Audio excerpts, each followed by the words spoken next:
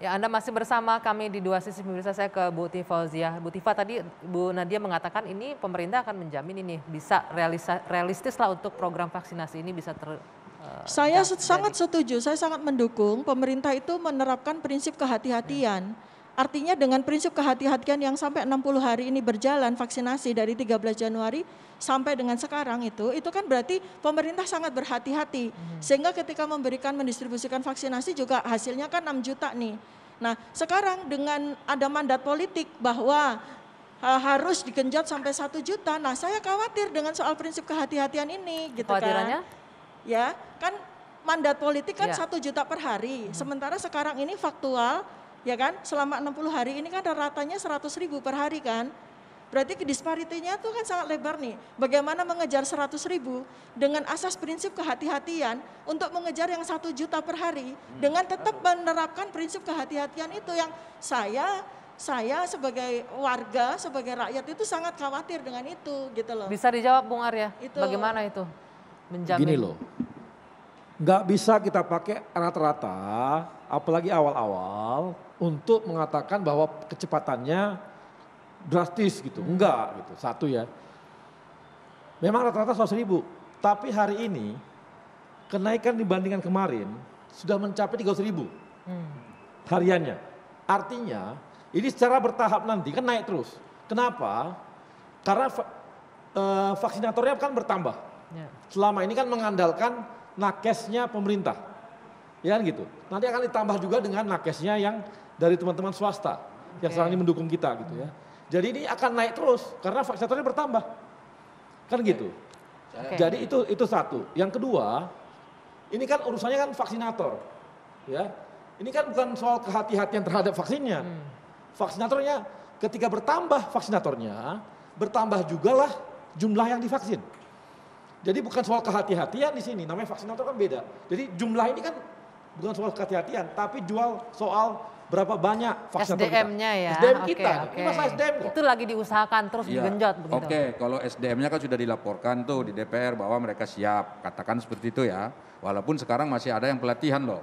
Ya, oke, itu pertama. Tapi Pak Arya, ini kan kalau kita mau vaksin itu harus ada vaksinnya dulu yang mau disuntikan. Ini pertanyaannya, kita punya SDM, kita punya jaringan yang untuk mengerjakan itu dengan rumah-rumah sakit swasta, kalau vaksinnya nggak ada bagaimana? Terakhir ini, saya kasih tahu ya, laporan dari Kementerian Kesehatan di DPR resmi, kalau di DPR itu resmi ya, bahwa vaksin untuk gotong royong itu belum ada vaksinnya. Kan sudah dibuka, sudah ada peraturannya dikeluarkan oleh pemerintah, akan ada vaksin gotong royong. Vaksinnya belum ada, kalau vaksinnya belum ada mau suntik apa? Sama dengan ini tadi, saya lihat tuh timeline yang dibuat oleh Kementerian Kesehatan. Nanti akhir tahun itu akan ada vaksin datang ke Indonesia 250 juta dosis. Pertanyaan saya itu dari mana saja itu yang 250 juta dosis itu? Belum bisa dijawab juga. Sekarang kan masih ada yang sedang dievaluasi di Badan POM. Ada Sputnik, ada Pfizer, ada macam-macam itu. Nah, apakah nanti itu semuanya lolos? Oke, bisa dijawab. Kalaupun misalnya semuanya lolos, apakah bisa dosisnya sampai 250 juta? Di lain pihak, vaksin Nusantara, vaksin merah putih nggak pernah dilihat, nggak pernah dikembangkan, atau setidaknya dibuat jadi lambat. Tidak mau berdiri di kaki sendiri, selalu mengharapkan bantuan dari negara lain, mengharapkan vaksin dari negara lain. Ini jadi problem. Boleh ditahan dulu Bu Nadia, bagaimana untuk target 250 juta sampai akhir tahun dan juga kasih kesempatan juga untuk vaksin Nusantara? Ya baik, jadi saya rasa sih kita pernah punya pengalaman ya bagaimana kita melakukan kampanye MR. Kalau kita bicara kampanye MR itu kita bisa memberikan dalam 2 bulan dosis untuk penyuntikan MR itu sampai dengan 60 juta seluruh Indonesia. Jadi sebenarnya secara infrastruktur kita punya sistemnya. Artinya kalau kita akan meningkatkan kemampuan dosis ya penambahan petugas, pembukaan layanan itu memang harus dikejar. Tapi kita pernah mencapai angka tersebut. Jadi sudah ada proses pembelajaran dari situ. Tapi mau divaksin apa? Masalah vaksinnya didatangkan dari mana? Apa ini sampai sekarang gini, Ibu Nadia kan resmi nih sebentar. Ini Ibu Nadia kan resmi dari pemerintah.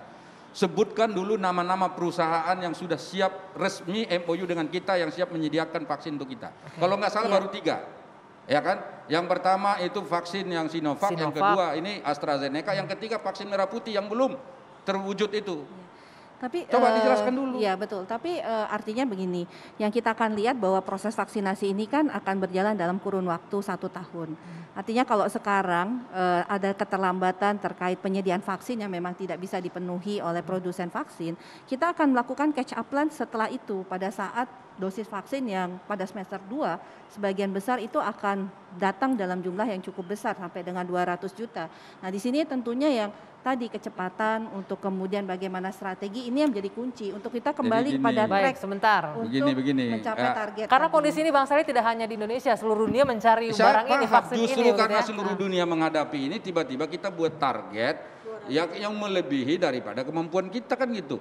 Saya kan concern saya dari awal itu bagaimana agar vaksin Nusantara itu kita kembangkan, vaksin merah putih kita kembangkan supaya kita tidak tergantung pada negara lain. Ini kan saya tanya Bu Nadia nih, Oke. coba sebutkan perusahaan-perusahaan mana saja berapa dosis yang mereka akan sampaikan pada kita, tanggal berapa bisa masuk, dan biar kita catat betul nggak nanti akan datang seperti itu. Oke, Bung Arya Kan punya begitu. datanya mungkin? Bisa saya tambahkan. Kemarin kita dalam 3 juta yang pertama. Ya, itu yang Sinovac yang untuk bahan jadi. Kemudian Bio Farma yang dari Sinovac. Yang diolah lagi di Bio Farma ya? Ya, itu 7 juta yang pertama. Kemudian masuk lagi 11 juta 400. Kemudian April masuk lagi 7 juta 600. Mei itu nanti masuk lagi 21 juta 647 ribu. Juni ini diperkirakan 18 juta 170 ribu. Dari mana itu? Sinovac. Sinovac semua. Iya. Oke. Ya. Ya, kemudian Juli 24 juta 860 ribu. Agustus 24 juta 860 ribu. September 6 juta. Total nanti Sinovac ini 122 juta sampai September 2021. Ya, kemudian tambah lagi yang kita punya ini yang baru masuk ini adalah dari dari AstraZeneca. Oke. Ya. Intinya itu akan terpenuhi nanti Yang pada akhirnya 120 ya? juta itu Sinovac semua? Iya. Oke, 120 juta. Tapi kan 120 juta itu kan baru satu dosis. Baik. Sementara kita dosisnya kan untuk 181,5 Oke, baik. juta. Bang Dosisnya Saleh, berarti kali maaf 2. ini saya harus memotong yang di sini karena waktu kita sudah habis. Saya terakhir mau ke Dokter Tirta dulu. Ini kalau dilanjutkan akan panjang karena ini bicara data.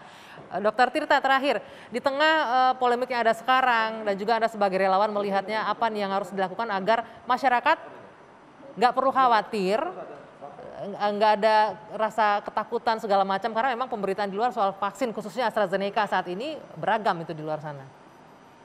Kalau soal AstraZeneca seperti ini kan besok ada pengumuman dari MUI kalau nggak salah. Kita tunggu aja perkembangan dari BPOM dan perkembangan dari Lembaga Kesehatan Internasional mengenai penelitian update yang kaitan dengan penggumpalan.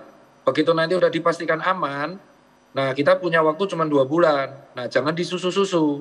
Maksudnya narasumber epidemiolog Dr. Siti itu adalah kita tuh jangan terburu-buru. Oke, pastikan aman kalau misalnya sudah tidak terbukti membungkal, ya jangan terburu-buru sesuai dengan kapasitas SDM. Setuju soal itu. Dan dengan paralel relawan harus edukasi untuk memberantas hoax. Kedua, kita apresiasi kok lokal-lokal kayak gitu, kayak vaksin merah putih dan vaksin Nusantara bagus dong. Kita bisa berdikari, cuman ikuti prosedur aja.